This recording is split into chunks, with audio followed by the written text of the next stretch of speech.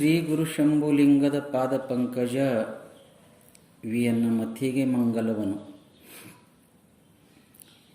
ತ್ರೈಲೋಕ್ಯ ಸಂಪದಾಲೇಖ್ಯ ಸಮುಲ್ಲೇಖನ ಬಿತ್ತಯೇ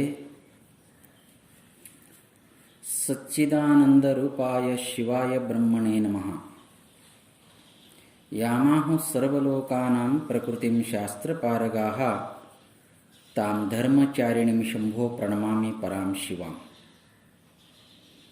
ಅದ್ವೈತ ಸಾರ್ವಭೌಮ ಚಕ್ರವರ್ತಿ ಜಗದ್ಗುರು ಸಿದ್ಧಾರೂಢ ಮಹಾಸ್ವಾಮಿಗಳವರ ದಿವ್ಯ ಚರಣಗಳು ಋನ್ಮಂದಿರಲ್ಲಿ ಧ್ಯಾನಿಸಿಕೊಂಡು ಪರಮ ಪೂಜನೀಯ ರಾಮಕೃಷ್ಣ ಪರಮಹಂಸರ, ಭಗವತಿ ಶಾರದಾದೇವಿಯವರ ಹಾಗೂ ಸ್ವಾಮಿ ವಿವೇಕಾನಂದರ ದಿವ್ಯ ಚರಣಗಳು ಋನ್ಮಂದಿರದಲ್ಲಿ ಧ್ಯಾನಿಸಿಕೊಂಡು ಸರ್ವರಿಗೂ ನಮಸ್ಕಾರಗಳು. ಇದು ಸ್ವರೂಪಾನುಸಂಧಾನ. ಸತ್ಸಂಗಾಶ್ರಮದಲ್ಲಿ ಪ್ರತಿ ವರ್ಷದಂತೆ ಈ ವರ್ಷ ಆದರೂ ಕೂಡ ವೇದಾಂತದ ಚಿಂತನೆಯ ಮಾಡುವ ಮೂಲಕವಾಗಿ ಈ ಕಾರ್ಯಕ್ರಮವನ್ನು ಸಾಂಗಮಂಗಲವಾಗಿ ನಡ್ಕೊಂಡು ಬರ್ತಾ ಇದೆ ಅಂತ ಅರ್ಥ. ನಾವು ಈ 4 ದಿವಸಗಳ ಪರ್ಯಂತರವಾಗಿ ಪ್ರಾತಃ ಕಾಲದಲ್ಲಿ ಸ್ವರೂಪಾನುಸಂಧಾನ ಎಂಬ ಅಷ್ಟಕದ ಮೇಲೆ ತಕ್ಕ ಸಮಯದಲ್ಲಿ ಚಿಂತನೆ ಮಾಡೋಕ್ಕೆ ನಾವು ಹೊರಟಿದ್ದೀವಿ. ಶಂಕರ ಭಗವತ್ಪಾದರು 200ಕ್ಕಿಂತಲೂ ಹೆಚ್ಚಿನ ಪ್ರಕ್ರಿಯಾಬದ್ಧವಾದ ಗ್ರಂಥಗಳನ್ನು ಬರೆದಿದ್ದಾರೆ. ಅನೇಕ ದೇವಿ ದೇವತಾಗಳ ಸ್ತೋತ್ರಗಳು, ಅಷ್ಟಕಗಳು, ಪಂಚಕಗಳನ್ನು ಬರೆದು ಭಾಷ್ಯತ್ರಯಗಳಿಗೆ ಕೂಡ, ಗ್ರಂಥತ್ರಯಗಳಿಗೆ ಕೂಡ ಭಾಷ್ಯವನ್ನು ಬರೆದು ಜಗದ್ವಿಖ್ಯಾತ ಆದ ಸಂಗತಿಯನ್ನು ತಮಗೆಲ್ಲ ವೇದ್ಯದೆ. ಕೇವಲ ತಮ್ಮ 32 ವಯಸ್ಸಿನ ಜೀವಿತ ಅವಧಿಯಲ್ಲಿ ಅಮೋಘ ಕೊಡುಗೆಯನ್ನು ನಮ್ಮ ಈ ಅಧ್ಯಾತ್ಮ ಲೋಕಕ್ಕೆ ಅವರು ಕೊಟ್ಟದ್ದನ್ನು ನಾವು ಸ್ಮರಿಸಬೇಕಾಗ್ತದೆ. ಅಂಥ ಅನೇಕ ಗ್ರಂಥಗಳಲ್ಲಿ ಪ್ರಕ್ರಿಯಾಬದ್ಧವಾದ ಒಂದು ಗ್ರಂಥ ಅಂತಂದ್ರೆ ಅದು ಸ್ವರೂಪಾನುಸಂಧಾನ ಅಷ್ಟಕ ಅಂತ. 8 ಶ್ಲೋಕಗಳಿಂದ ಒಡಗೂಡಿದ ಇದೊಂದು ಅಷ್ಟಕ. ನಮಗೆ ಇದು ಮುಗಿಸ್ಬೇಕಪ್ಪ ಅನ್ನೋ ಮಾತಿಲ್ಲ. ಮುಗಿಸಿ ಮಾಡೋದರೆ ಏನಿದೆ, ಎಷ್ಟು ಸಾಧ್ಯವೋ ನಾವು ಅಷ್ಟು ಇದನ್ನು ತಿಳ್ಕೊಳ್ಳೋಕೆ ನಾವು ಪ್ರಯತ್ನ ಮಾಡಬೇಕಾಗ್ತದೆ ಅಂತ ಅರ್ಥ. ಈ ನಿಟ್ಟಿನಲ್ಲಿ ನೀವು ಇಷ್ಟೇ ಜನ ಇದ್ದೀರಿ, ಭಾಳ ಜನ ಇದ್ರೆ ಹೇಳ್ಯಾಕೆ ಮನಸ್ಸು ಬರ್ತದೆ, ಬರೋದಿಲ್ಲ ಅನ್ನೋ ಮಾತು ಇಲ್ಲಿಲ್ಲ. ಒಬ್ಬರೇ ಇರಲಿ ಇಬ್ಬರೇ ಇರಲಿ, ಹೇಳುವ ಸಂಗತಿಯನ್ನು ಕುರಿತು ಆ ಭಾವನೆಯನ್ನು, ಆ ಪದ್ಧತಿಯನ್ನು ವ್ಯಕ್ತಪಡಿಸುವ ಒಂದು ಅಭ್ಯಾಸ ನನಗಿದೆ ಅಂತ ಅರ್ಥ. ಸಾವಿರಾರು ಜನಕ್ಕೆ ಏನು ಹೇಳಬೇಕೋ ಅದೇ ನೀವು ಒಬ್ಬೊಬ್ಬರು ಅಂದ್ರೆ 100 ಜನ ಇದ್ದ ಹಾಗೆ. ಯಾಕೆ ಅಂತ ಕೇಳಿದರೆ ಸ್ವಚ್ಛ ಮನುಷ್ಯನ ಸುಹೃದಯದ ಅಧ್ಯಾತ್ಮಕ್ಕೆ ಸಮರ್ಪಣೆ ಮಾಡಿರುವ ಜೀವಿಗಳಿಗೆ ಒಬ್ಬರು ತಿಳ್ಕೊಂಡ್ರೆ ಸಾಕು ಅನ್ನೋ ಮಾತನ್ನು ಕೂಡ ನಾವು ನೆನಪಿನಾಗಿಟ್ಕೋಬೇಕಾಗ್ತದೆ. ಅಧ್ಯಾತ್ಮ ಇದು ಭಾಳ ಕಷ್ಟ ಏನು ಅಂತಂದರೆ ಇದು ಭಾಳ ಕಷ್ಟ ಅಲ್ಲ. ಇದಕ್ಕೆ ಪಾರಮಾರ್ಥ ಅಂತ ಕರೀತಾರೆ, ಅಧ್ಯಾತ್ಮ ಅಂತ ಕರೀತಾರೆ. ಭಾಳ ಕಷ್ಟ ಏನಂತ ಕೇಳಿದರೆ ಇದು ಭಾಳ ಕಷ್ಟ ಅಲ್ಲ. ಮತ್ತು ಇದು ಭಾಳ ಸುಲಭ ಏನಂತ ಕೇಳಿದರೆ ಇದು ಭಾಳ ಸುಲಭನೂ ಅಲ್ಲ ಅಂತ ಅರ್ಥ. ಏಷ ವೃಣಿತೆ ಸ ಏವ ಆತ್ಮ. ಯಾವನು ತಿಳ್ಕೋಬೇಕು ಅಂತ ತನಗೆ ಕಾತುರಿದೆ, ನಾನು ತಿಳ್ಕೊಂಡು ಕೃತಾರ್ಥ ಆಗಬೇಕು ಅನ್ನೋ ಯಾವನಿಗೆ ಜಿಜ್ಞಾಸಿದೆ, ನನ್ನ ಜನ್ಮವನ್ನು ಸಾರ್ಥಕ ಮಾಡ್ಕೋಬೇಕು ಅನ್ನೋ ಯಾವನಿಗೆ ಭಾವಿದೆ, ಅವನು ಗುರುದೇವಕ ಏಕಶಬ್ದ ತಾಕ ಅನಂತ ವಿಚಾರ. ಸದ್ಗುರುನಾಥನ ಒಂದು ಶಬ್ದ ಸಾಕಂತವನಿಗೆ ತನ್ನ ಜೀವನದ ಕಲ್ಯಾಣಕ್ಕೋಸ್ಕರವಾಗಿ ಅದರ ಒಳಗೆ ಅನೇಕ ವಿಚಾರಗಳನ್ನು ಒದಗಿರ್ತಾವಂತ ಅರ್ಥ. ಈ ನಿಟ್ಟಿನಲ್ಲಿ ಸ್ವರೂಪ ಅನುಸಂಧಾನ ಎನ್ನುವ ಒಂದು ಪ್ರಕ್ರಿಯಾಬದ್ಧವಾದ ಒಂದು ಬಹಳ ಉತ್ಕೃಷ್ಟವುಳ್ಳ ತಿಳ್ಕೋಬೇಕಾದ ಒಂದು ಗ್ರಂಥ ಅಂತ ಅರ್ಥ. ಪುಸ್ತಕ ಶಬ್ದಕ್ಕೆ ಅರ್ಥವೇ ಬೇರೆ ಇದೆ, ಗ್ರಂಥ ಶಬ್ದಕ್ಕೆ ಅರ್ಥವೇ ಬೇರೆ ಇದೆ.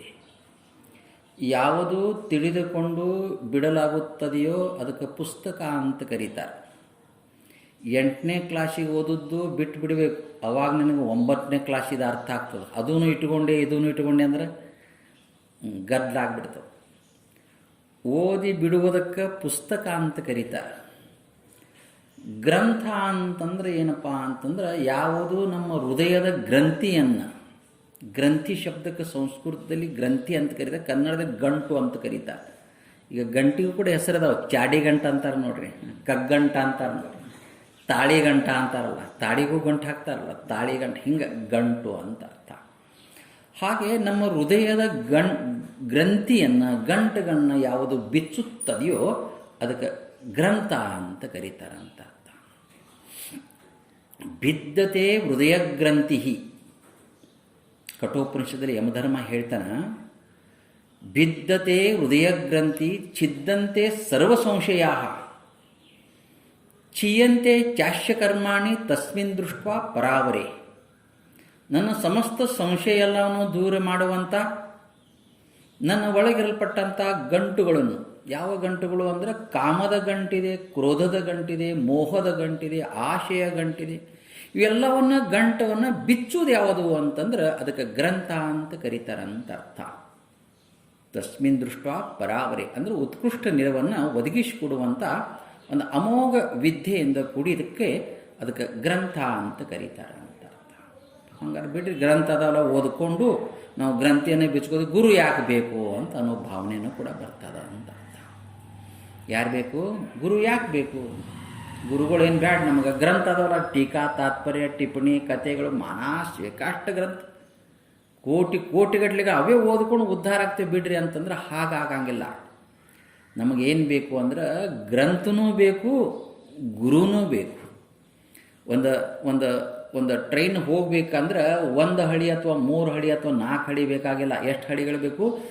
2 ಹಳಿಗಳು ಹೆಂಗೆ ಬೇಕು ಹಾಗೆ ನಮ್ಮ ಜೀವನೆಂಬ ಈ ನೌಕೆ, ಜೀವನೆಂಬ ಈ ರೈಲು ಗಾಡಿ ಹೋಗಬೇಕು ಅಂತಂದ್ರೆ, ಸುಗಮವಾಗಿ ಧಾಮವನ್ನು ತಲುಪಬೇಕಂದ್ರೆ ಗುರು ಬೇಕು, ಗ್ರಂಥ ಬೇಕು. ಏನೇನು ಬೇಕು? ಒಂದು ಗ್ರಂಥ ಬೇಕು, ಎರಡನೇದು ಗುರು ಬೇಕು. ಇವು ಎರಡರ ಮೇಲೆ ನಮ್ಮ ಅಧ್ಯಾತ್ಮ ತತ್ವವನ್ನು ನಿಂತಿದೆ ಅಂತ ಅರ್ಥ. ಹಾಗಾಗಿ ಬ್ಯಾಡ್ರಿ ಗ್ರಂಥ ಯಾಕೆ ಓದ್ತೀವಲ್ರಿ ಅರ್ಥ ಆಗ್ತದ ಅನ್ನೋಕೆ, ಇಲ್ಲ ಅರ್ಥ ಆಗಂಗಿಲ್ಲ. ಹಾಗ ಏನು ಆಗ್ತದೆ ಎಂಬುದನ್ನು ಹೇಳ್ತಾರೆ ಕೇಳಿ. ವೇದ ಉದದಿ ಬಿನಗುರು ಲಖೈ. ವೇದ ಉಪನಿಷತ್ಗಳು, ಗೀತಾ ಅಂತ ಗ್ರಂಥಗಳು, ಬಿನಗುರು ಲಖೈ. ಬಿನಗುರು ಅಂದ್ರೆ ಗುರು ಇಲ್ಲದೇವೆ ನಾ ತಿಳ್ಕೊಂಡಿದ್ನೆ ಅಂತಂದ್ರೆ. ವೇದ ಉದದಿ ಬಿನಗುರು ಲಖೈ ಲಾಗೆ ಲವಣ ಸಮಾನ್. ಅದು ಹೆಂಗಾಗ್ತದಂತ? ಅದು ಉಪ್ಪು ನೀರು ಕುಡ್ದಂಗೆ ಆಗ್ತದಂತ.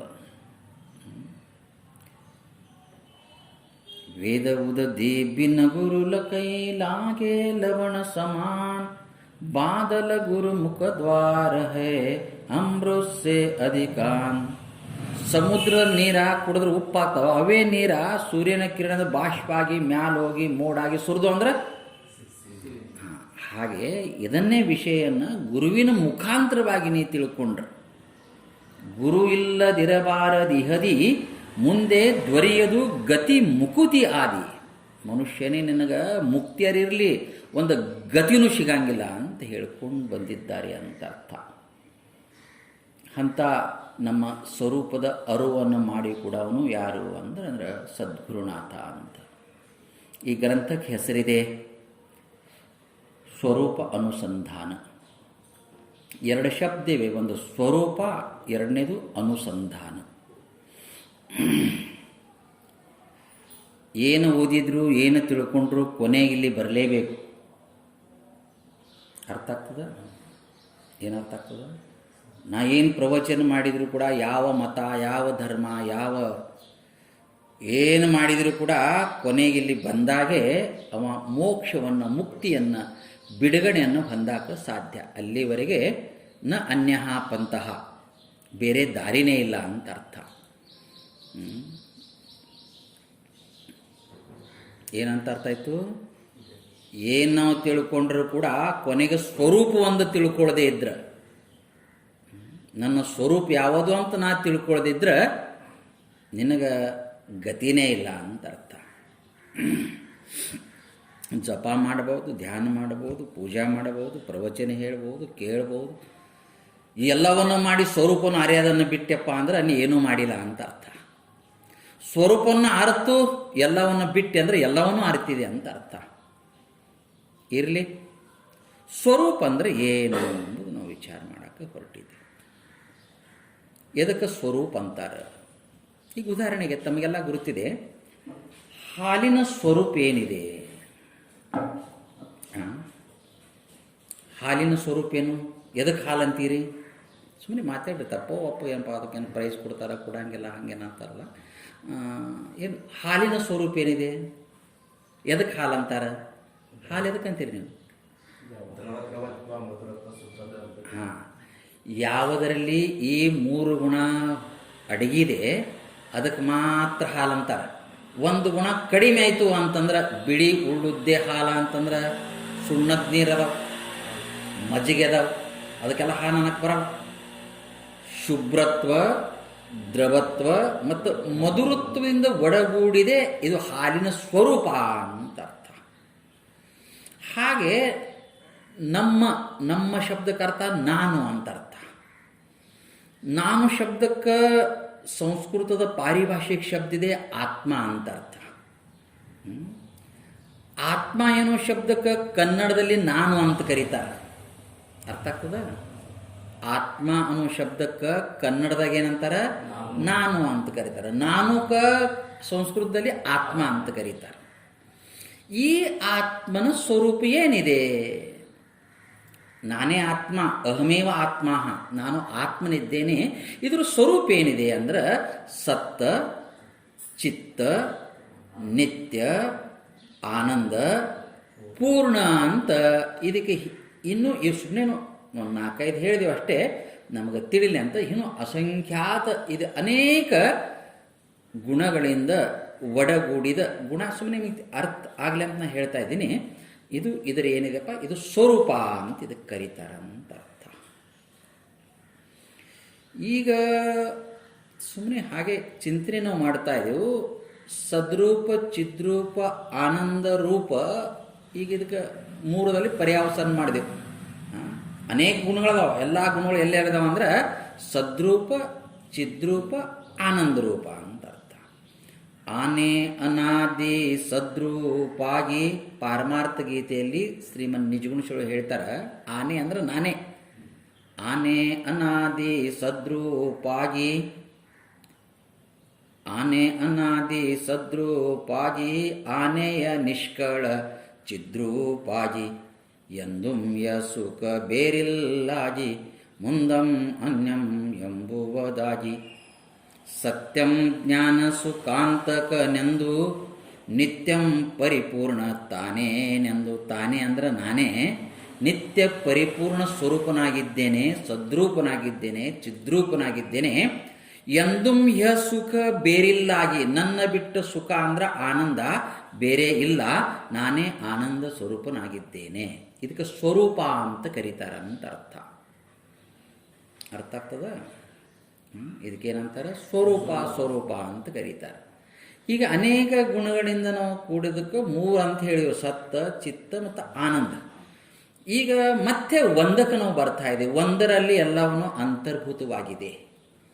ಇದಕ್ಕೆ ಶಾಸ್ತ್ರ ಉಲ್ಲೇಖ ಮಾಡ್ಕೊಂಡು ಬಂದಿದ್ದಾರೆ. ಮಯೂರ್ ಅಂಡ ರಸನ್ಯಾಯ ಅಂತ ಒಂದು ನ್ಯಾಯ ಇದೆ. ನವಿಲು ತತ್ತಿ ಹಾಕ್ತದೆ. ನವಿಲು ತತ್ತಿ ಹಾಕಿದ ಬಿಟ್ಲಿ ನಮ್ಮ ಮಾಮೂಲಿ ತತ್ತಿ, ಕೋಳಿ ತತ್ತಿ ಹೆಂಗೆ ಅದಕ್ಕೆ ಸ್ವಲ್ಪ ದೊಡ್ಡದಿರ್ತದೆ, ಹಳದಿ ಕಲರ್ ಇರ್ತದೆ. ಅದು ದೊಡ್ಡ ತತ್ತಿ ಒಳಗೇನಿರ್ತದೆ? ರಸ ಇರ್ತದೆ. ಒಳಗೇನಿರ್ತದೆ? ರಸ ಇರ್ತದೆ. ಆ ರಸದೊಳಗೇನಿದೆ ಅಂತಂದ್ರೆ ನವಿಲಿನ ಕುಣತಿದೆ. ಆ ರಸದೊಳಗೆ ನವಿಲಿನ ಕೂಗಿದೆ. ಆ ರಸದೊಳಗೆ ನವಲಿನ ಚಿತ್ರ ವಿಚಿತ್ರವಾದ ಬಣ್ಣಿದೆ. ಅದರ ಆಗ ಹೋಗ ಸಮಸ್ತ ಜೀವನೆಲ್ಲವನ್ನು ಎಲ್ಲಿ ಅಡಿಗ್ಯದ? ಆ ರಸದಾಗ ಅಡಿಗ್ಯದ. ಹಾಲಿನೊಳಗೆ ಹ್ಯಾಂಗ ಏನು ಅಡಿಗ್ಯದ? ಹಾಲಿನೊಳಗೆ ತುಪ್ಪ ಅಡಿಗ್ಯದ, ಬೆಣ್ಣೆ ಅಡಿಗ್ಯದ, ಮೊಸರು ಅಡಿಗ್ಯದ, ಮಜ್ಜಿಗೆ ಅಡಿಗ್ಯದ, ಎಲ್ಲವೂ ಹಾಲಿನೊಳಗೆ ಅಡಿಗ್ಯದ. ಹಾಲಿನೊಳಗೆ ಎಲ್ಲ ಇಲ್ಲ ಮತ್ತು ಕಾಣಲಿಲ್ರಿ ಅಂತಂದಕ್ಕೆಲ್ಲ ಪ್ರಕ್ರಿಯೆ ಇದೆ. ಅದೆಲ್ಲ ಹೊರಗೆ ಹೊಮ್ಮಿಸ್ಬೇಕಾಗ್ತದೆ, ಸಂಸ್ಕಾರ ಕೊಡಬೇಕಾಗ್ತದೆ.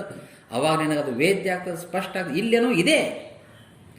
ಹಾಗೆ ಅನೇಕ ಗುಣಗಳಿಂದ ಒಡಗೂಡಿದ ಯಾವ ಆತ್ಮ ಇದೆ, ಈ ಆತ್ಮನ ಒಂದೇ ಒಂದು ಗುಣದಲ್ಲಿ ಎಲ್ಲವೂ ಅಡಗಿದೆ. ಅದು ಯಾವುದು ಅಂತಂದ್ರೆ ಆನಂದ. ಯಾವುದು? ಆನಂದದಲ್ಲಿ ಸತ್ತಿದೆ, ಆನಂದದಲ್ಲಿ ಚಿತ್ತಿದೆ. ಹ್ಯಾಂಗ ನವಿಲಿನ ತತ್ತಿ ಒಳಗೆ ಎಲ್ಲವನ್ನು ಹೇಗೆ ಇದೆಯೋ ಹಾಗೆ ಆನಂದದಲ್ಲಿ ಏನಿದೆ? ಆನಂದದಲ್ಲಿ ಎಲ್ಲವೂ ಇದೆ. ಈ ಮಾತನ್ನು ಋಗ್ವೇದ ಹೇಳ್ತದೆ ಕೇಳಿ. ಆನಂದಂ ಬ್ರಹ್ಮೇತಿ, ಆನಂದವೇ ಪರಬ್ರಹ್ಮ ಸ್ವರೂಪ ಆಗಿದೆ.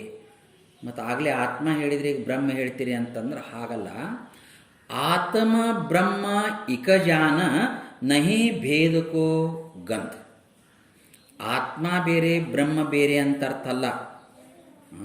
ವ್ಯಷ್ಟಿಗತ ಚೈತನ್ಯಕ್ಕೆ ಆತ್ಮ ಅಂತ ಕರೀತಾರೆ, ಸಮಷ್ಟಿಗತ ಚೈತನ್ಯಕ್ಕೆ ಬ್ರಹ್ಮ ಅಂತ. ಬ್ರಹ್ಮ ಬೃಹತ್ವಾತ್ ಇತಿ ಬ್ರಹ್ಮ, ಇದಕ್ಕೆ ಬ್ರಹ್ಮ ಅಂತ ಕರೀತಾರೆ ಅಂತ ಅರ್ಥ. ಹಾಗೆ ಆತ್ಮ ಬ್ರಹ್ಮ ಇಕಜಾನ ನಹಿ ಭೇದಕೋ ಗಂಧ. ಅವ್ರು ಹೇಳ್ತಾರೆ ಆತ್ಮ ಬೇರೆ ಬ್ರಹ್ಮ ಬೇರೆ ಅಂತ. ಹಂಗಲ್ಲ, ಎಲ್ಲ ಒಂದೇ. ಹಾಗೆ ಘಟಾಕಾಶ ಮಹಾಕಾಶ ಹೇಗೆ ನಾವು ಅಂತೇವೋ ಹಾಗೆ ಅಂತ ಅರ್ಥ. ಆಗ ಈ ಪರಬ್ರಹ್ಮವೇ ಏನಾಗಿದೆ ಎಂಬುದು ಶಾಸ್ತ್ರ ಹೇಳ್ತಾ ಇದೆ. ಆನಂದಂ ಬ್ರಹ್ಮೇತಿ ವ್ಯಜಾನೀಯ. ನೀ ಹಿಂಗಂತ ತಿಳ್ಕೋಬೇಕಪ್ಪ. ಏನಂತ ತಿಳ್ಕೋಬೇಕು ನೀನು? ಆನಂದವೇ ಬ್ರಹ್ಮ ಆಗಿದೆ ಅಂತ ತಿಳ್ಕೋಬೇಕು. ಆನಂದಂ ಬ್ರಹ್ಮೇತಿ ವಿಜಾನೇಯಾತ್ ಆನಂದಾತ್ ದೇವ ಖಲ್ವಿಮಾನಿ ಭೂತಾನಿ ಜಾಯಂತೆ ಆನಂದೇನ ಜಾತಾನಿ ಜೀವಂತಿ ಆನಂದಂ ಪ್ರಯಂತಿ ಅಭಿಸಂವಿಶಂತೀತಿ. ಋಗ್ವೇದ ಮಂತ್ರ ಏನು ಹೇಳಿತು ಅಂದ್ರೆ ಆನಂದವಿಲ್ಲದೆ ವಿನಃ ನಾವು ಒಂದು ಕ್ಷಣನೂ ಇಳಾಕ ಸಾಧ್ಯ ಆಗುವುದಿಲ್ಲ, ನಾವು ಬದುಕಾಕೆ ಸಾಧ್ಯ ಇಲ್ಲ. ನಾವು ಅನ್ಬೋದು ಸಾಯುವವರೆಗೆ ಶನಿ ಕಾಟ ಅಂದ್ರೆ ಬದುಕುದು ಯಾವಾಗಂತ. ಬರೀ ಶನಿ ಕಾಟ ಬದುಕದ ಯಾವಾಗ? ಬರೀ ಶನಿ ಕಾಟ ಅಂದ್ರೆ ಹಂಗಿರಂಗಿಲ್ಲ. ಇದು ಕರ್ಮಕ್ಕನುಗುಣವಾಗಿ ಆ ಆನಂದ ಮೇಲೆ ಬದುಕಿ ಬರ್ತಾ ಇರ್ತದೆ. ಮರಿವೆ ಆಗ್ತದೆ, ಮತ್ತದು ದೂರ ಆಗ್ತದೆ, ಮತ್ತೆ ಮರಿವೆ ಆಗ್ತದೆ, ಮತ್ತು ಹೀಗೆ ನಡೆದಿದೆ ಜೀವನ. ಯಾವರೇ ಒಬ್ಬ ಪುಣ್ಯಾತ್ಮ ಇದೆಲ್ಲವನ್ನು ಸರಿಸಿ ನಾನು ಆನಂದ ಸ್ವರೂಪನಾಗಿದ್ದೇನೆ ಅಂತಂದಾಗ ಇವನಿಗೆ ಜೀವನ್ಮುಕ್ತ ಅಂತ ಕರೀತಾರೆ, ಇವನಿಗೆ ಜ್ಞಾನಿ ಅಂತ ಕರೀತಾರೆ. ಸತ್ಯಂ ಜ್ಞಾನ ಸುಖಾಂತಕನೆಂದು ನಿತ್ಯಂ ಪರಿಪೂರ್ಣ ತಾನೇನೆಂದು. ತಾನೇ ಅಂದ್ರೆ ನಾನೇ ನಿತ್ಯ ಪರಿಪೂರ್ಣ ಆನಂದ ಸ್ವರೂಪನಾಗಿದ್ದೇನೆ. ಇದು ಸುಮ್ಮನೆ ನಾನು ಬಾಯಿಲಿ ಹೇಳ್ತಾ ಇದ್ದೀನಿ, ಅಥವಾ ಓದಿ ಹೇಳ್ತಾ ಇದ್ದೀನಿ, ಅಥವಾ ಕೇಳಿ ಹೇಳ್ತಾ ಇದ್ದೀನಿ. ಇದು ಏನಾಗಬೇಕು? ನಮಗೆ ಅನುಭವಕ್ಕೆ ಬರಬೇಕು ಅಂತ ಅರ್ಥ. ಇದರ ಅನುಸಂಧಾನ ಆಗಬೇಕು ಅಂತ ಅರ್ಥ. ಅನುಸಂಧಾನ ಶಬ್ದಕ್ಕೆ ಅರ್ಥ ಏನಿದೆ?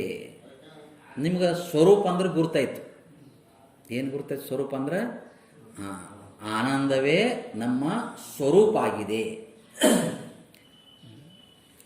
ಸ್ವರೂಪನ್ನ ಬೇರೆ ಪಡಿಸಕ್ಕೆ ಆಗಂಗಿಲ್ಲ. ಈಗ ನೀವು ಹೇಳ್ರಿ, ಕಲ್ಲ ಸಕ್ರಿಯ ಸ್ವರೂಪ ಏನಿದೆ?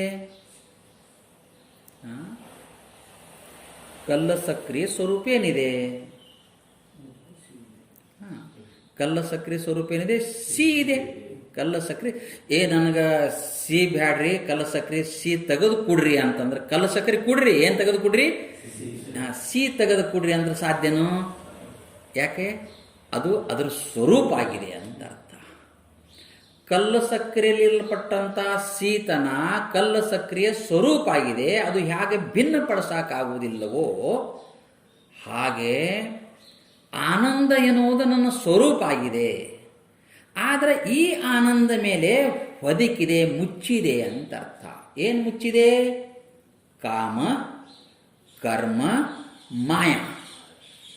ಏನು ಮುಚ್ಚಿದೆ? ಕಾಮಕರ್ಮ ಮಾಯೆಯಿಂದ ಹೊದಿಕೆಯಾದ ಆವರಣವಾದ ನನ್ನ ಸ್ವರೂಪ, ನನ್ನ ಆನಂದ ನನಗೆ ಗುರುತಾಗ್ತಾ ಇಲ್ಲ. ನನಗೆ ಭಾಳ ನೋವಾಗ್ಯದ್ರಿ, ನನಗೆ ಭಾಳ ತೊಂದರೆ ಆಗ್ಯದ, ನನಗೆ ಭಾಳ ದುಃಖ ಅದು ಯಾಕೆ ಅಂತಾನ ಅಂತಂದ್ರೆ ಇದ್ರಾಗ ಯಾವುದರೇ ಒಂದು ಚಿಕ್ಕೋಣ ನಾವು. ಕೊಯ್ ಕಾಮ್, ಕೊಯ್ ಕರ್ಮ, ಕೊಯ್ ಮಾಯ, ಯಾವುದೇ ಒಂದರ ಸಿಕ್ಕೋಣ ಅದಕ್ಕೆ ಹಿಂಗಂತಾನ. ಈಗ ನೀವು ಹೇಳ್ರಿ, ಈಗ ಏನೋ ಒಂದು ಕಾಯಿಲೆ ಆಗ್ಯದ ಅಂತ ಇಟ್ಕೊಳ್ರಿ, ಶರೀರಕ್ಕೆ ಒಂದು ಕಾಯಿಲೆ ಆಗ್ಯದ, ಕಾಯಿಲೆ ಅಂದರೆ ಒಂದು ರೋಗ ಬಂದದ. ಈಗ ರೋಗ ಬಂದಾದ ಅಂತಂದ್ರೆ ದುಃಖ ಆಗ್ತದೋ ಇಲ್ಲೋ? ದುಃಖ. ರೋಗ ಬಂದಾದ ಅಂದ್ರೆ ದುಃಖ ಆಗ್ತದ, ಅದು ಸಹಜ ಸ್ವಭಾವ ಇದೆ. ಈಗ ಸಂಸಾರ ಅಂದ ಬಳಕ ದುಃಖ ಆಗ್ತದ. ಸಂಸಾರದಲ್ಲಿ ಬರೀ ಸುಖಾನೇ ಸುಖ ಇಲ್ಲ. ಅದಕ್ಕೆ ಹೇಳ್ತಾರೆ ಶರೀರ ರೋಗಮಯ, ಸಂಸಾರ ದುಃಖಮಯ. ಏನರ್ಥ ಆಯ್ತು? ಶರೀರ ರೋಗಮಯ, ಸಂಸಾರ ದುಃಖಮಯ. ಮಾಡೋದು ಹೆಂಗಿಂದ? ಅದಕ್ಕೆ ಮನುಷ್ಯನೇ ನಿನ್ನ ಸ್ವರೂಪದಲ್ಲಿ ನೆಲೆ ನಿಲ್ಲು. ಅರ್ಥ ಆಗ್ತದ? ಏನಿನ್ನ ಸ್ವರೂಪ? ನಾವು ಇಲ್ಲಿಗೆ ಬಂದಿದ್ದೀವಿ. ಆನಂದವೇ ನಮ್ಮ ಸ್ವರೂಪ. ಸತ್ರಿ, ನಾನು ಆಗಲೇ ಹೇಳಿನಿ, ಸತ್ ಇದ್ರಾಗಿದೆ, ತ್ರಿಕಾಲ ಅಬಾಧಿತ್ವಂ ಸತ್ಯತ್ವಂ ಇದೆ, ಅದು ಇದ್ರಾಗಿದೆ. ಚಿದ್ರೂಪತ್ವಂ ಪ್ರಕಾಶ ಇದ್ರಾಗಿದೆ. ನೀ ನಿರಂಜನ ಅಂತಿ, ನಿರಂಜನ ಇದ್ರಾಗಿದೆ. ಎಲ್ಲವೂ ಆನಂದಲಿದೆ. ಹೆಂಗೆ ನವಿಲಿನ ತತ್ತಿ ಒಳಗೆ ನವಿಲಿನ ಆಗ ಹೋಗ ಎಲ್ಲವೂ ಹೇಗಿದೆಯೋ ಹಾಗೆ ಆನಂದದ ಗರ್ಭದಲ್ಲಿ ಎಲ್ಲವೂ ಇದೆ. ಹಂಗಾದ್ರೆ ಅದೇ ಪಡಿತೀವಿ ತೋರಿ, ಫ್ಯಾನಿನ ಗಾಳಿ ಹಾಕೊಂಡು ಆನಂದವಾಗಿ ಕುಂತೀವಿ ಅಂದ್ರೆ, ಅಥವಾ ಎ ಸಿ ರೂಮ್ನಾಗ ಆನಂದವಾಗಿ ಕುಂತಿದ್ದೀವಿ ಅಂದ್ರೆ ಮಾತಾಡಿ. ಅವರು ಆ ಆನಂದ ಹೇಳಕ್ಕೆ ಹೊಂಟಿಲ್ಲ, ಇದಕ್ಕಂತಾರ ವಿಷಯಾನಂದ ಅಂತ ಕರೀತಾರೆ. ಅದಕ್ಕೆ ಯಾವ ಆನಂದ ಅಂತಾರ? ಅದಕ್ಕೆ ವಿಷಯಾನಂದ ಅಂತ ಕರೀತಾರೆ. ನಾವು ಹೇಳ್ತಾ ಇರೋದು ನಾವು ಹೇಳ್ತಾ ಇರೋದು ಸ್ವರೂಪಾನಂದ. ನಾವು ಇಷ್ಟು ದಿವಸ ಇಷ್ಟು ಜನ್ಮಗಳು ಯಾವ ಆನಂದ ಪಡಿತಾ ಇದೀವಿ ಅಂದ್ರೆ, ಇಷ್ಟು ದಿವಸ ಇಷ್ಟು ಜನ್ಮ ಬರೀ ವಿಷಯಾನಂದ ನಾವು ನೋಡ್ಕೋತ ಹೊಂಟಿದ್ದೀವಿ. ಉದಾಹರಣೆಗೆ ಇದೊಂದು ವಿಷಯ ಇದೆ, ಇದಕ್ಕೆ ಏನಂತಾರೆ, ನಿಮ್ಮ ಕಣ್ಣಿಗೆ ಏನು ಕಾಣ್ತದಲ್ಲ ವಿಷಯನೇ. ಅದಕ್ಕೆ ಶಾಸ್ತ್ರ ಉಲ್ಲೇಖ ಮಾಡ್ತು, ಶಬ್ದ, ಸ್ಪರ್ಶ, ರೂಪ, ರಸ ಮತ್ತು ಗಂಧ. ಇದ್ರ ಒಳಗೆ ಎಲ್ಲ ವಿಷಯ ಅಡಿಯಾವ. ಇವು ಐದೇ, ಈ ಐದರೊಳಗೆ ಇದನ್ನು ಅಡಿಯೋದು, ಎಲ್ಲ ಅಡಿಯಾವ. ಹಾಗೆ ಅಂತ ಅರ್ಥ. ಈಗ ಉದಾಹರಣೆಗೆ ಇದೊಂದು ವಿಷಯ ಇದೆ, ಇದು ವಿಷಯ ಇದೆ, ಇದಕ್ಕೆ ವಿಷಯಾನಂದ ಅಂತ ಕರೆದು. ಈಗ ಇದ್ರಾಗ ಆನಂದ ಇದೆಯೋ ಇಲ್ಲೋ?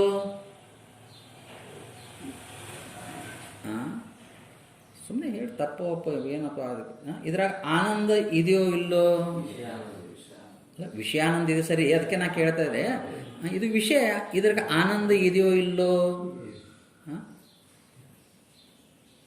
ಆನಂದ ಇದೆ ಇಲ್ಲಿದ್ರ?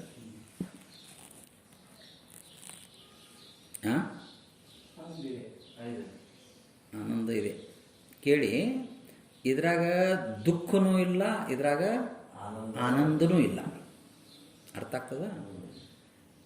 ಇದು ನಂದು ಅಂತ ಅಂದಾಗ ಅರ್ಥ ಆಗ್ತದ? ಇದು ನಂದು ಅಂದಾಗ ಇದು ಕಳೀತಂತಿಟ್ಕೊಳ್ಳಿ. ಇದು ಕಳೆದ್ರೆ ನಿಮಗೆ ದುಃಖ ಆಗ್ತದೇನೋ? ಇದು ಕಳೆದ್ರೆ ನಿಮಗೆ ದುಃಖ ಆಗ್ತದೆ? ನಿಮಗೆ ದುಃಖ ಆಗಲಿ, ಯಾಕಾಗಲ್ಲ? ನಿಮ್ಮದಲ್ಲ. ಇದು ನಾನು ನಂದಂದಾಗ ನಾನು ನಿಮ್ಗೆ ಹೇಳಿದೆ ಕಳೆದಾದ್ರೆ ಅಂದ್ರೆ, ಅಯ್ಯೋ ಪಾಪ ಕಡಿಯಿತು ಅಂತೀರೇ ಹೊರತಾಗಿ ನನಗಾದ ದುಃಖ ನಿಮಗೆ ಆಗಂಗಿಲ್ಲ. ಅಕಸ್ಮಾತ್ ಇದು ಸಿಕ್ತ ಅಂತ ಇಟ್ಕೊಡ್ರಿ, ನನಗಾದ ಆನಂದ ನಿಮಗಾಗಂಗಿಲ್ಲ. ಯಾಕೆ? ನಿಮ್ಮದಲ್ಲ.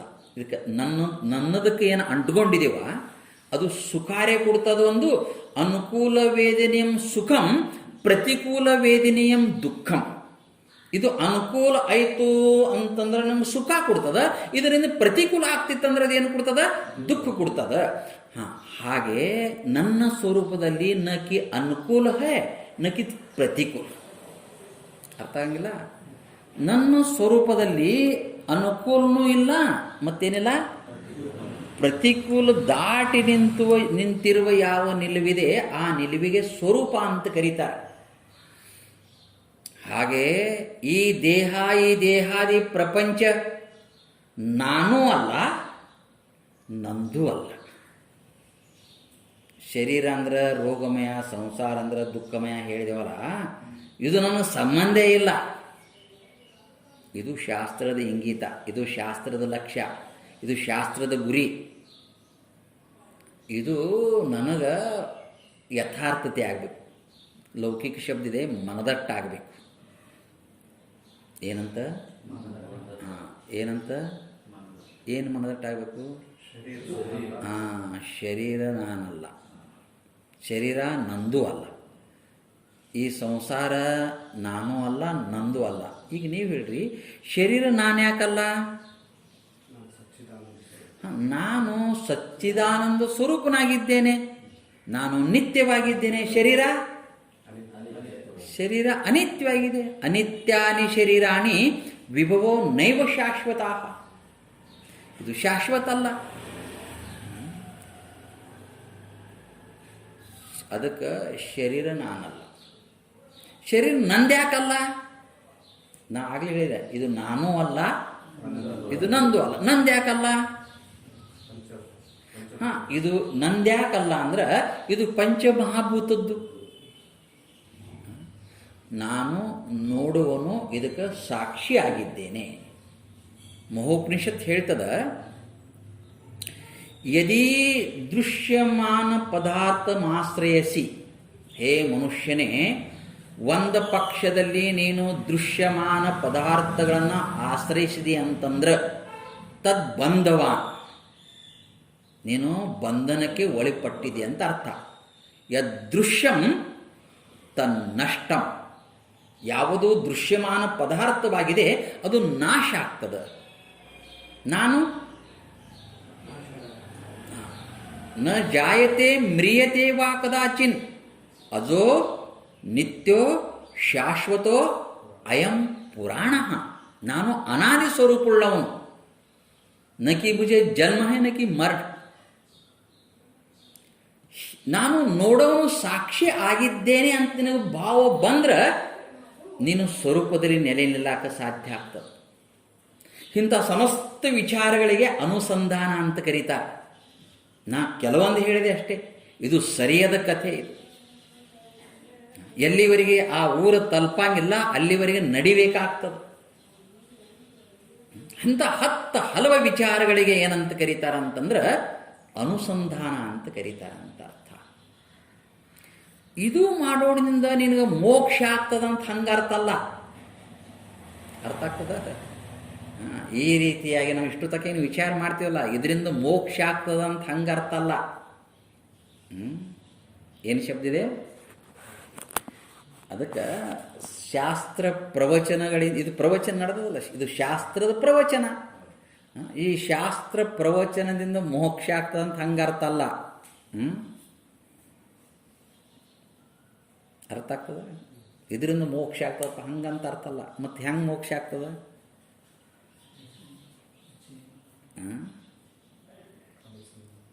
ಅದೇ ಇದು ಅನುಸಂಧಾನ, ಇದು ಶಾಸ್ತ್ರದ ಅನುಸಂಧಾನ ನಡೆದದು.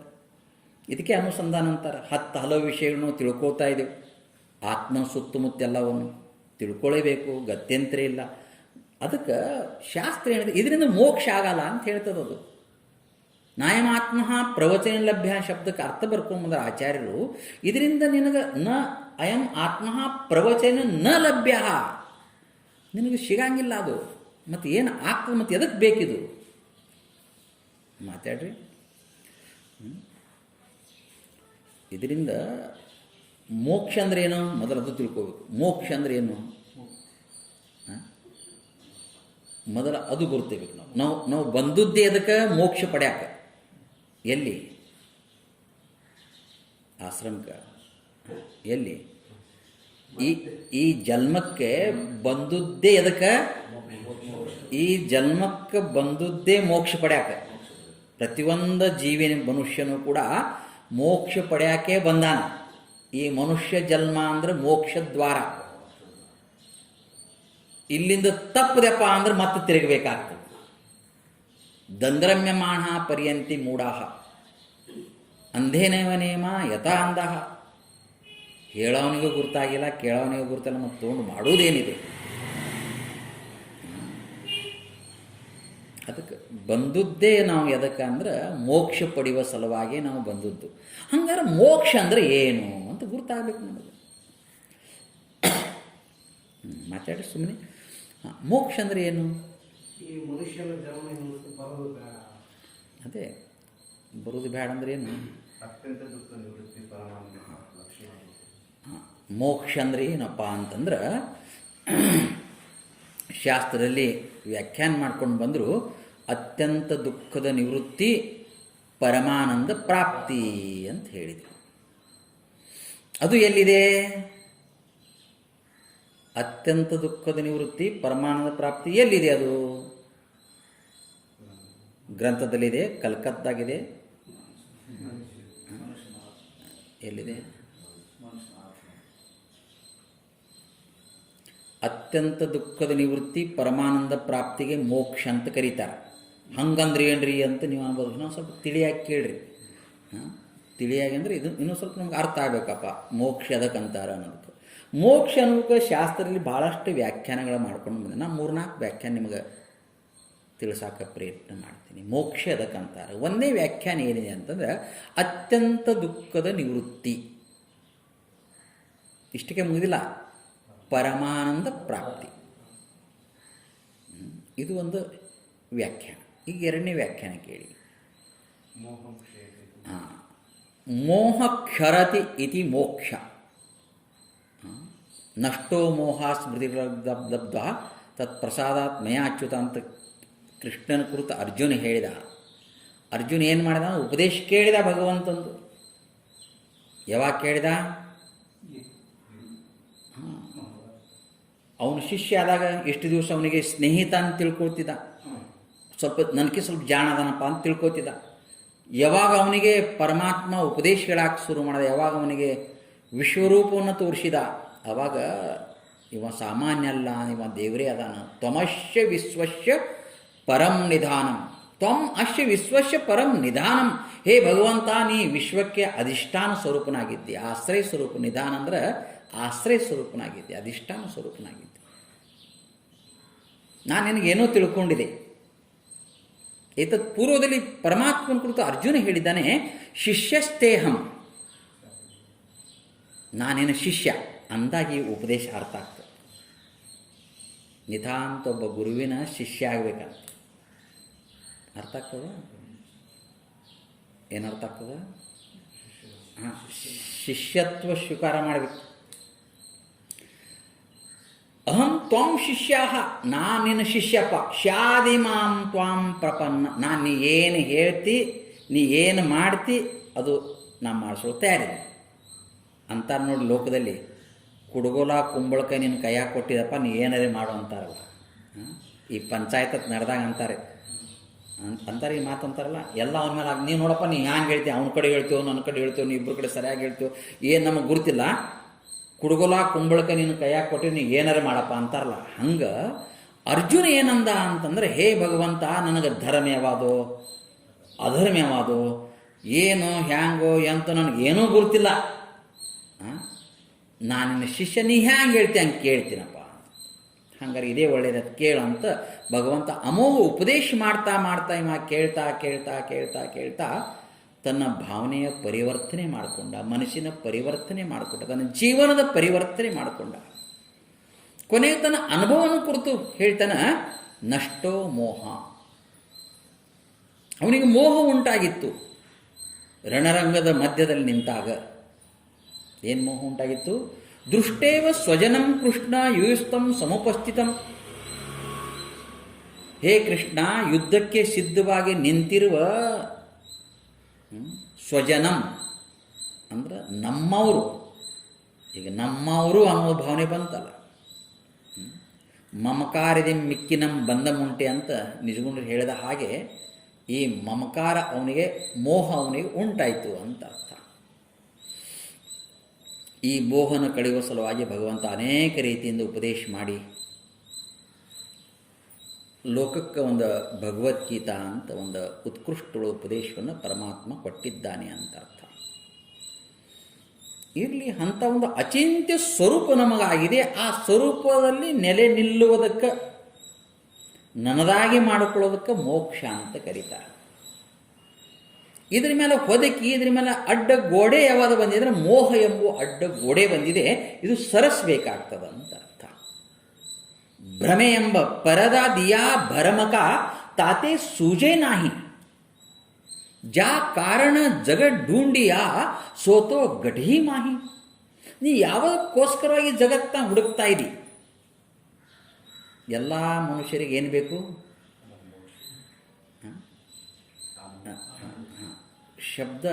ಶಬ್ದ ಒಂದೇ, ಆನಂದ ಅಂದ್ರೆ ಒಂದೇ, ಸುಖ ಅಂದ್ರೆ ಒಂದೇ. ಆಯಾ ಸಂದರ್ಭಕ್ಕೆ ಶಬ್ದಗಳು ಬಳಸ್ತಾ ಇರ್ತಾರೆ. ನೆಮ್ಮದಿ ಅಂದ್ರೆ ಒಂದೇ, ಸಮಾಧಾನ ಅಂದ್ರೆ ಒಂದೇ, ಶಾಂತಿ ಅಂದ್ರೆ ಒಂದೇ. ಇವೆಲ್ಲ ಪರ್ಯಾಯ ಶಬ್ದಗಳು. ಆಯಾ ಸಂದರ್ಭಕ್ಕೆ ಆಯಾ ಶಬ್ದನ ಬಳಸ್ತಾರೆ ಅಷ್ಟೇ. ಜಾ ಕಾರಣ ಜಗ ಢೂಂಡಿಯ, ನೀ ಯಾವುದಕ್ಕೋಸ್ಕರವಾಗಿ ಜಗತ್ತನ್ನ ಹುಡುಕಾಡ್ತಾ ಇದ್ದಿ? ಯಾವುದಕ್ಕೋಸ್ಕರ? ಸುಖ ಸಲುವಾಗಿ ಹುಡುಕಾಡ್ತಾರೆ. ಮನೆ ಕಟ್ಸಿದ್ರೆ ಸುಖ ಅಂದ, ಮದುವೆ ಆದ್ರೆ ಸುಖ ಅಂದ, ಭಾಳ ಕಲಿದ್ರೆ ಸುಖ ಅಂದ, ಭಾಳ ಹಣ ಇದ್ರೆ ಸುಖ ಅಂದ. ಇವು ಯಾವ ಸುಖದ ಆಯಾಮಗಳಲ್ಲ, ಸುಮ್ಮನೆ ಭ್ರಮೆ ಇದೆ ಅಷ್ಟೇ. ಸೋತೋ ಘಟಿ ಮಾಹಿ, ಅದು ಎಲ್ಲಿದೆ ಸುಖ ಅಂದರೆ ನನ್ನ ಒಳಗಿದೆ, ನನ್ನ ಸ್ವರೂಪ ಆಗಿದೆ. ಹೇಗೆ ಕಲ್ಲು ಸಕ್ರಿಯ ಸ್ವರೂಪ ಆಗಿದೆ, ಸುಖ ನನ್ನ ಸ್ವರೂಪ ಆಗಿದೆ. ಅದು ಆತ್ಮ ಸುಖ ಇದೆ. ನೀ ಹೊರಗಿನ ಸುಖಕ್ಕೂ ಹೊಂಟಿ. ಎಲ್ಲಿವರೆಗೆ ಇದರ ಅನುಸಂಧಾನ ಮಾಡುವುದಿಲ್ಲ, ಇದರ ವಿಚಾರಣೆ ಮಾಡುವುದಿಲ್ಲ, ಇದರ ಚಿಂತನೆ ನೀ ಮಾಡುವುದಿಲ್ಲ, ಅಲ್ಲಿವರೆಗೆ ನಿನಗೆ ಅದರ ಅವಘತ ಆಗಕ್ಕೆ ಸಾಧ್ಯವಿಲ್ಲ ಅಂತ ಅರ್ಥ. ನಿಮಗೆ ಹೇಳ್ತೀನಿ, ಬ್ರಹ್ಮಸೂತ್ರಕ್ಕೆ ವಾರ್ತಿಕ ಅಂತ ಒಂದು ಭಾಗ. ಹಂಗೆ ಭಾಷ್ಯ ಇದೆ, ಭಾಷ್ಯದ ಮೇಲೆ ವಾರ್ತಿಕ ಅಂತ ನಡೆದ ಘಟನೆ ನಿಮಗೆ ಹೇಳ್ತೀನಿ. ಬ್ರಹ್ಮಸೂತ್ರಕ್ಕೆ ವಾರ್ತಿಕವನ್ನು ಬರೆದವರು ಬ್ರಹ್ಮೇಂದ್ರ ಸರಸ್ವತಿ ಅಂತ, ಘನ ವಿದ್ವಾಂಸ. ಬ್ರಹ್ಮೇಂದ್ರ ಸರಸ್ವತಿಯವರು ಅವರ ಗುರುಗಳ ಹತ್ರ ಅಮೋಘವಾದ ಅಭ್ಯಾಸನ ಮಾಡಿದರು. ಎಲ್ಲ ರೀತಿಯಿಂದ ತಿಳ್ಕೊಂಡು, ಮನುಷ್ಯನಿಗೆ ಚೆನ್ನಾಗಿ ತಿಳ್ಕೊಂಡು ಅದರಂತೆ ಆಚರಣೆ ಮಾಡ್ಕೋತ ಬಂದ್ರೆ ಅವನಿಗೆ ನಿಸ್ಪೃಹತೆ ಬರ್ತದೆ. ಸ್ಪೃಹ ಅಂದರೆ ಇಚ್ಛಾ, ನಿಸ್ಪೃಹ ಅಂದರೆ ಎಲ್ಲ ಇಚ್ಛೆಯಿಂದ ಕಳಚಿ ಹೋಗಿರ್ತಾನೆ. ಎದುರಾಗೇನಿದೆ ಅಂತ ಬಿಡ್ತಾ ಬರ್ತಾನೆ. ಇವರು ಬ್ರಹ್ಮೇಂದ್ರ ಸರಸ್ವತಿಯವರು ಅಭ್ಯಾಸ ಮಾಡ್ತಾ ತಿಳ್ಕೊಳ್ತಾ ಅತೀವ ವೃತ್ತಿ ಅಂತರ್ಮುಖ ಆಯಿತು. ಅವರು ಒಂದು ಕುಟೀರದಾಗ ಭಿಕ್ಷಾ ಬೇಡ್ಕೊಂಡು ಅಲ್ಲಿ ತಮ್ಮ ಜೀವನವನ್ನು ನಿರ್ವಹಣೆ ಮಾಡ್ತಾ ಇದ್ರು. ಆದಾಗ ಅವರು ಬರ್ತಾ ಬರೆಯೋದು ಬಿಟ್ಟರು, ಓದಾದ ಬಿಟ್ಟರು, ಹೇಳಾದ ಬಿಟ್ಟರು. ಯಾಕೆ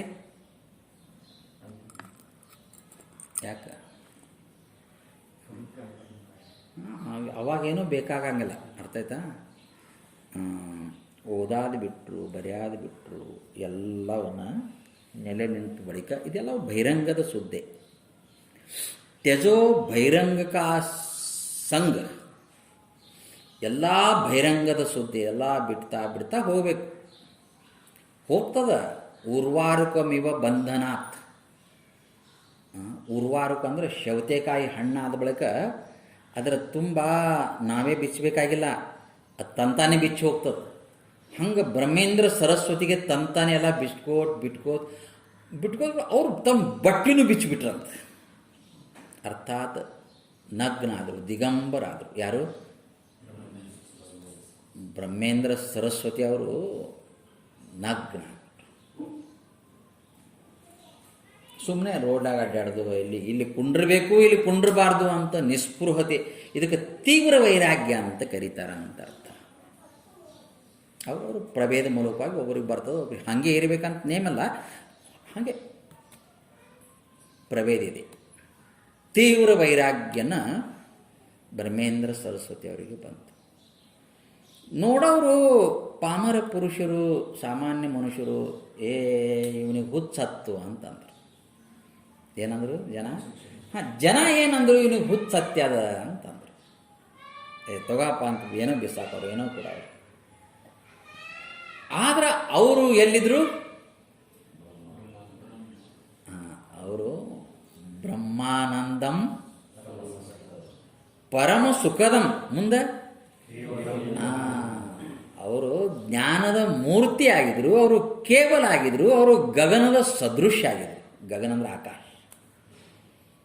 ಆಕಾಶಕ್ಕೆ ಇವರು ಮನೆಯಾಗಿದ್ದೀನಿ ಏನಾರ ತೊಂದರೆ ಕೊಟ್ಟದನ ಆಕಾಶ? ಯಾರು ಒಳಗಿದೆ ಆಕಾಶ ಒಳಗಿದ್ದೀರಿ, ಹೊಟ್ಟೆ ಕಡಿತಾ ಇದೆ ಅದಕ್ಕಂತೇವನು. ಆಕಾಶ ಯಾಕೋ ಗಂಟ್ಲು ಇಟ್ಕೊಳೋದು ಇವತ್ತು ನನಗಂತೇವನು. ಕಂಠ ಆಕಾಶ ಅಂತಿದೆ.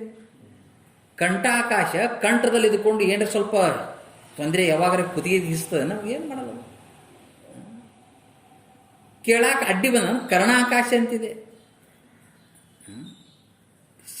ತಲೆ ಒಳಗೆ ಆಕಾಶ ಇದೆ. ಹ್ಯಾಂಗ ಆಕಾಶಂ ನೋಪಲಿಪ್ಯತೆ. ಆಕಾಶ ಏನು ಮಾಡಲ್ಲ, ಯಾವುದಕ್ಕೂ ಅಂಟ್ಕೊಂಡಿಲ್ಲ. ಹಂಗೆ ಭರಮೇಂದ್ರ ಸರು ಮಹಾಜ್ಞಾನಿ ಅದು, ಯಾವುದಕ್ಕೂ ಅಂಟ್ಕೊಂಡಿಲ್ಲ. ತನ್ನ ಮಹಿಮೆ ಒಳಗೆ ತಾವು ನಿಂತರು. ಜನ ಇವರಿಗೆ ಹುಚ್ಚಂದ್ರು. ಈ ಹುಚ್ಚತನ ಸುದ್ದಿಯನ್ನು ಒಯ್ದು ಅವ್ರ ಗುರುಗಳಿಗೆ ಹೇಳಿದರು. ಏನ್ರಿ ನಿಮ್ಮ ಶಿಷ್ಯ ಎಷ್ಟು ಓದಿದ, ಏನೇನು ಬರ್ದಾನ, ಏನೇನು ಮಾಡ್ಯಾನ, ಹುಚ್ಚು ಹಿಡಿದು ಬಿಟ್ಟಲ್ಲ, ಹಿಡಿದು ಬಿಡ್ತಲ್ಲ ಅಂತ ಅವ್ರಿಗೆ ಹೇಳಿದರು. ಯಾರಿಗೆ? ಬ್ರಹ್ಮೇಂದ್ರ ಸರಸ್ವತಿ ಅವರಿಗೆ ಹುಚ್ಚು ಹಿಡಿತ. ಇದು ಕೇಳಿದ ಕೂಡಲೇ ಗುರುಗಳು ಅಳಾಕ್ ಶುರು ಮಾಡಿದರು. ಇವಾಗ ನೀವು ಹೇಳ್ರಿ, ಬಲ್ಲ ಮಹಾಜ್ಞಾನಿ ಗುರು ಹುಚ್ಚು ಹಿಡ್ದ ಅಂತ ಕೇಳೋಣ, ಯಾಕೆ ಅಳ್ತಿರ್ಬೇಕು? ಅವ್ರು ಅಳಾಕ್ ಶುರು ಮಾಡಿದ್ರಂತ. ಅಶೋಚ್ಯ ನನ್ವ ಶೋಚತ್ವಂ ಪ್ರಜ್ಞಾವಾದಾಂಚ ಭಾಸಸೆ ಗತಾಸೂಂಚ ನ ಅನುಶೋಚಂತಿ ಪಂಡಿತಾ. ಯಾವಾಗಲೂ ಇದ್ರ ಬಗ್ಗೆ ಯೋಚನೆ ಮಾಡದಿರುವ ಮಹಾತ್ಮರು ಗುರುಗಳು ಅಳಾಕ್ ಶುರು ಮಾಡಿ. ಯಾಕೆ ಅಳ್ತಾ ಇದ್ರು? ಯಾಕೆ ಅಳ್ತಾರೆ? ಯಾಕೆ ಅಳ್ತದಾರ ಕೇಳಿ. ಬ್ರಹ್ಮೇಂದ್ರ ಸರಸ್ವತಿ ಗುರುಗಳು ಈ ಸುದ್ದಿ ಕೇಳಿದ ತಕ್ಷಣವೇ ಅಳಾಕ್ ಶುರು ಮಾಡಿದ್ರಂತ. ಇಂಥ ಪ್ರಸಂಗಗಳು ಇತಿಹಾಸದಲ್ಲಿ ಭಾಳಷ್ಟು ಬರ್ತಾವೆ. ಯಾಕೆ ಅಳ್ತಿದ್ರು ಅಂತಂದ್ರೆ, ಅಂಥ ಸ್ಥಿತಿ ನನಗೆ ಬರಲಿಲ್ಲಲ್ಲ ಅಂತ ಅಳ್ತಾ ಇದ್ರಂತ. ಅರ್ಥ ಆಯ್ತಾ? ಎಂಥ ಸ್ಥಿತಿ? ಬ್ರಹ್ಮೇಂದ್ರ ಸರಸ್ವತಿ ಅಂತ ಆ ಆನಂದ ಮಹಾಪೂರದ ಮಹಾಸಮುದ್ರದ ಸ್ಥಿತಿ ನನಗೆ ಬರಲಿಲ್ಲಲ್ಲ ಅಂತ ಕಣ್ಣೀರು ತೆಗೆದ್ರಂತ. ಹಾಗೆ ಆಯಾ ಮಹಾತ್ಮನ ನಿಲುವು ಅವರಿಗೆ ಗುರುತಾಗ್ತದೆ, ಅದು ಬೇರೆಯವರಿಗೆ, ಸಾಮಾನ್ಯ ಮನುಷ್ಯರಿಗೆ ಗುರುತಾಗಂಗಿಲ್ಲ ಅಂತ ಅರ್ಥ. ಒಬ್ಬ ಯಥೇಚ್ಛವಾಗಿ ಕುಡಿದು ದಾರಿಗೆ ಹೊರಟಿದ್ದ. ಒಬ್ಬ ಮಹಾತ್ಮ ನಿರ್ಜನ ಪ್ರದೇಶ, ಊರು ಹೊರಗೆ ಆಲದ ಮರದ ತೆಳಗೆ ವಟವೃಕ್ಷಕ್ಕೆ ಬೆನ್ನು ಕೊಟ್ಟು ಧ್ಯಾನಸ್ಥನಾಗಿದ್ದ. ನಿಮ್ಗೆ ಹೇಳ್ತೀನಿ, ಧ್ಯಾನದ ಪ್ರಗಾಢಕ್ಕೆ ಇಳಿದ ಬಳಿಕ ಹೀಗೆ ಕುಂಡಿರ್ಬೇಕಂತ ನೇಮಿಲ್ಲ. ತಾವು ಯಾರ್ಯಾರು ಬರ್ತಿದ್ದು ಶ್ವೇತಾಶ್ವೇತರ ಉಪನಿಷತ್ತು ಓದ್ರಿ ಅಂತ ಹೇಳ್ಕೊಂಡು ಬರ್ತಾರೆ.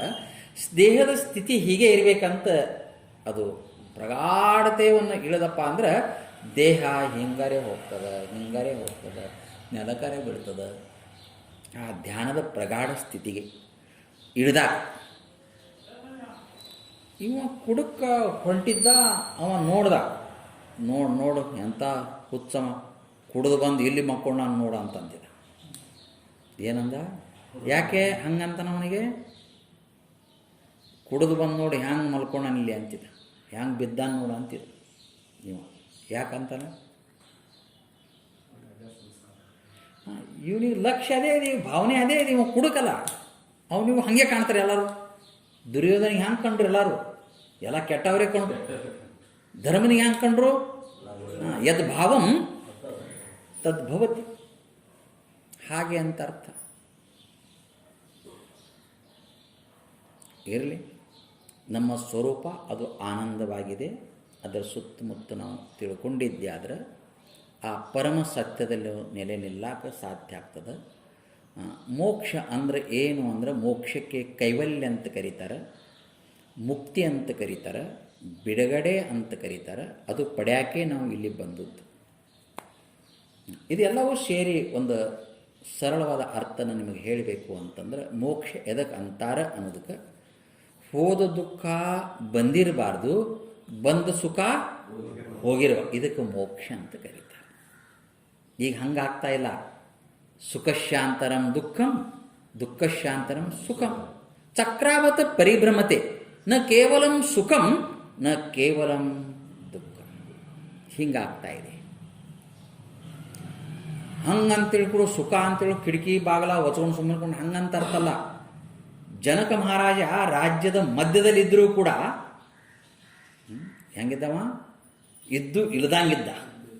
ಮಾಡುತ್ತಿರಬೇಕು, ಮಾಡದಂತಿರಬೇಕು, ಮಾಡುವ ಮಾಟದೊಳಗೆ ತಾನದಿಲ್ಲದಿರಬೇಕು, ಅದರೊಳಗೆ ಪ್ರವೇಶ ಆಗಂಗಿಲ್ಲ, ಯಾವಾಗಲೂ ಆನಂದವಾಗಿರಬೇಕು. ನಾ ಎಲ್ಲರೂ ಹೋಗಿ ಇರೋಷ್ಟು ದಿವಸ ಸುಮ್ಮನೆ ಆನಂದವಾಗಿರ್ರಿ. ಯಾಕೆ ತಲೆ ಬಿಸಿ ಮಾಡ್ಕೋತೀರಿ? ತಲೆ ಬಿಸಿ ಶಬ್ದಕ್ಕೆ ಅರ್ಥ ಏನಿದೆ? ಚಿಂತೆ ಅಂತ ಅರ್ಥ. ಇಲ್ಲಿ ಚಿಂತನ ಅಂತ ಹೇಳ್ತಾರೆ, ಅನುಸಂಧಾನ ಅಂತ ಹೇಳ್ತಾರೆ. ಅಂತ ಭಗವತ್ ತತ್ವದ ಅನುಸಂಧಾನ ನೀವು ಮಾಡ್ತಾ ಮಾಡ್ತಾ ಮಾಡ್ತಾ ಇದ್ರೆ ಹೆಂಗೆ ಭ್ರಮರ ಕೀಟ ನ್ಯಾಯ ಅಂತಾರಲ್ಲ, ಅದು ಗುಂಗೆ ಗೊಯ್ ಮಾಡಿದಾಗ ಯಾವ ಹುಳ ತಲೆ ಎತ್ತದ ಅದಕ್ಕೆ ಮಾತು ಎಲ್ಲ ಹುಳಕ್ಕೆ ತರಂಗಿಲ್ಲ.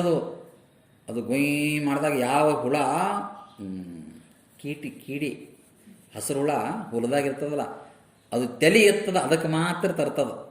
ಹಂಗೆ ಉತ್ತಮ ಜಿಜ್ಞಾಸೆಗೆ ಮಾತ್ರ ಇದು ವೇದ್ಯ ಆಗ್ತದೆ, ಅರ್ಥ ಆಗ್ತದೆ. ಅಂಥವನು ಮಾತ್ರ ಅಗ್ರಸರ ಆಗಾಕ ಸಾಧ್ಯವಾಗ್ತದೆ.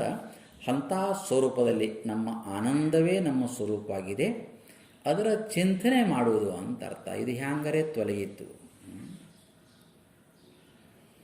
ಅದಕ್ಕೆ ಶಿಷ್ಯ ಇದು ತಿಳ್ಕೊಂಡು ಬಳಕ ಗುರುವಿಗೆ ಹೇಳ್ತಾನೆ, ಗುರುವೇ ನಿಮ್ಮಯ ಕರುಣದಿಂದ ಎನ್ನ ತತ್ವದಿರವನ ಅರಿತು ನಿತ್ಯ ಸುಖಿಯಾದೆ. ಇದು ಈ ಶಬ್ದಕ್ಕೆ ಅರ್ಥ. ಏನಂತ ಹೇಳ್ತಾನೆ ಶಿಷ್ಯ? ಗುರುವೇ ನಿಮ್ಮಯ ಕರುಣೆಯಿಂದ ಎನ್ನ ತತ್ವದಿರವನರಿತು. ನನ್ನ ತತ್ವ ಯಾವುದು? ಎಲ್ಲ ತತ್ವಕ್ಕೆ ಆಶ್ರಯವಾದದ್ದೇ ಆನಂದ. ಆನಂದದ ಗರ್ಭದಲ್ಲಿ ಎಲ್ಲ ಇದೆ. ಎನ್ನ ತತ್ವದಿರವನ ಅರಿತು ಏನಾದೆ ಅಂತ ಹೇಳ್ತಾನ? ನಿತ್ಯ ಸುಖಿಯಾದೆ. ಮುಗೀತಲ್ಲ ಶಾಸ್ತ್ರ, ಪ್ರವಚನೆ ಮುಗೀತು. ಅರ್ಥ ಆಗ್ತದ? ಆ ಸುಖವನ್ನು ಪಡೆಯಕ್ಕೆ ನಾವು ಬಂದಿದ್ದು. ಇದಕ್ಕೆ ಮೋಕ್ಷ ಅಂತ ಕರೀತಾರೆ. ಮೋಕ್ಷ ಅನ್ನೋದು ಸತ್ತ ಬಳಕಲ್ಲ. ಮೋಕ್ಷ ಅನ್ನೋದು ಇದ್ದಾಗೆ ಪಡಿಬೇಕಾದದ್ದು. ಎಲ್ಲಿಂದ ಪಡಿಬೇಕು, ಎಲ್ಲಿಂದ ಪಡಿಬೇಕಲ್ಲ, ಅದು ನನ್ನ ಸ್ವರೂಪ ಆಗಿದೆ. ಯಾವುದು? ಕರಕ ಕಂಕನ ಖೋಯೋ ಐಸಾ ಭ್ರಮ ಹೋಯೋ ಜಿ. ಅದು ನನ್ನ ಸ್ವರೂಪಿ ಆಗಿದೆ, ಅದು ಇಲ್ಲದಂಗಾಗಿದೆ, ಮತ್ತದು ಇದ್ದಂಗಾಯಿತು. ನಿತ್ಯ ಪ್ರಾಪ್ತಿಕ ಪ್ರಾಪ್ತಿ ಅಂತ ಶಾಸ್ತ್ರ ಉಲ್ಲೇಖ ಮಾಡಿಕೊಂಡು ಬಂದಿದ್ದಾರೆ. ಯಾವನೊಬ್ಬ ಬಂಗಾರದು ಕಡಗ್ ಮಾಡಿಸೋದೆ ಅಂತ ಉದ್ದಾನ್ ತೋಳಿನ ಅಂಗಿ ಇತ್ತು ಒಂದು. ಅದು ಹೊಸ್ತಾಗಿದ್ದಾಗ ಮನುಷ್ಯನ ಲಕ್ಷ್ಯ ಭಾಳ ಇರ್ತದೆ. ಅವ ಅಂಗಿ ತೋಳ ಮ್ಯಾಲೆ ಎತ್ಕೊಂಡು ನಡೆಯಕ್ಕೆ ಶುರು ಮಾಡ್ದ. ಯಾಕೆ? ಅಷ್ಟೇ ಅಲ್ಲ, ಅವನಿಗೆ ಯಾರ್ಯಾರು ಕೇಳಿದ್ರೆ ಭಾಳ ಖುಷಿ. ಎಷ್ಟು ತೊಲದೋ ಇದು, ಎಲ್ಲಿ ಮಾಡಿಸಿದ್ದು ಅಂತ ಕೇಳಿದ್ರೆ ಭಾಳ ಖುಷಿ ಆಗ್ತದೆ. ನೋಡಿ, ಅವ ಹಿಂಗೆ ಓಡ್ಯಾಡ ಅದು ನೋಡಲಿ ಅಂತ ತೋಳ ಮಾಡಿಸ್ದ. ಅದು ಸ್ನಾನ ಮಾಡಬೇಕಾ ಸೋಪಿ ನೀರಾದ ಬೀಳ್ತದೆ ಅಂತ ತಿಳ್ಕೊಂಡು ಸ್ನಾನದ ಮನೆಯಾಗಿಟ್ಟು ಮತ್ತೆ ಹಾಕ್ಕೊಂಡು ಒಂದು ಸಲ ದೇವ್ರ ಮನೆಯಾಗಿಟ್ಟು ಹಾಗೆಲ್ಲ ಮಾಡ್ತಾ ಮಾಡ್ತಾ ಅದು ಹಾಕ್ಕೊಂಡು ಹೋಗ್ತಾ ಇದ್ದ. ತೋಳ ಮ್ಯಾಲೆ ಬಿದ್ದಿತ್ತಲ್ಲ, ಅವ ಮ್ಯಾಲೆ ಸರಿಸಿದ್ದದು.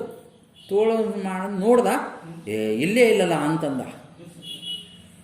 ಸ್ನಾನ ಮನೆ ಅಲ್ಲಿ ನೋಡ್ಬೇಕು, ಪೂಜಾ ಮನೆ ನೋಡ್ಬೇಕು, ಅಲ್ಲಿ ನೋಡ್ಬೇಕು. ಅವನಿಗೆ ಸುಸ್ತಾದ, ಚಿಂತೆ ಆಯ್ತು. ಸ್ವಲ್ಪ ಮ್ಯಾಲೆ ಸರಿಸಿದ್ದ, ತೋಳು ಬಿದ್ದಿತ್ತು, ತೆಗೆದು ನೋಡ್ತಾನ, ಅಲ್ಲಿ ಇರಲಿಲ್ಲ. ಎಲ್ಲಿ ಸರಿಸಿದ? ಮ್ಯಾಲೆ ಸರಿಸಿದಷ್ಟೇ. ಮನೆಯೆಲ್ಲ ಹುಡುಕ್ಯಾಡ್ದ, ಅವ್ರಿಗೆ ಕೇಳ್ದ, ಇವ್ರಿಗೆ ಕೇಳ್ದ, ಸುಸ್ತಾದ. ಏನಪ್ಪ ಇದು ಕತೆ ಅಂತ ಅಂಗಿ ಬಿಚ್ಚಿ ಬಿಸಾಕದ. ನೋಡ್ತಾನೆ ಎಲ್ಲಿತ್ತು, ಕಳೆದಂಗಾಯ್ತು, ಸಿಕ್ಕಂಗಾಯ್ತು. ಕಳೆದೂ ಇಲ್ಲ, ಸಿಕ್ಕೂ ಇಲ್ಲ. ಹಾಗೆ ನಮ್ಮ ಸ್ವರೂಪ ಇದೆ ಅಂತ ಅರ್ಥ.